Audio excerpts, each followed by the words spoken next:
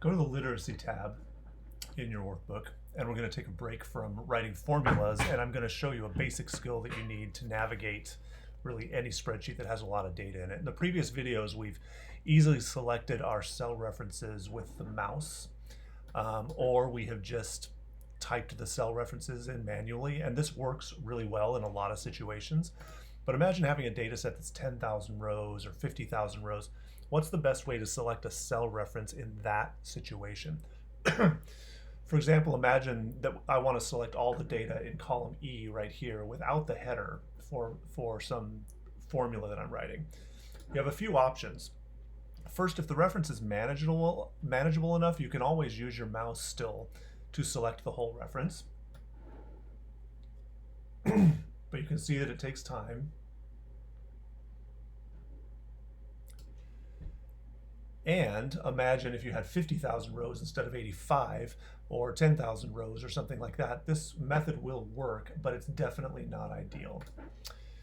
The second thing you can do is you can split the screen and select the top and the bottom of the reference very easily. To do this, start by clicking in any cell at about the 10th or 11th row. It doesn't really matter, just somewhere in the middle of the screen. I'll click on about the 10th row, and you can click any cell in about the 10th or 11th row. Now click View and Freeze, and then select up to current row, and it'll have the number of whichever row you just selected. When I click that, I get a split bar that goes across the middle of my screen. I can now scroll to the bottom. There are other ways to get to the bottom, but for now let's just scroll to the bottom of my 85th row.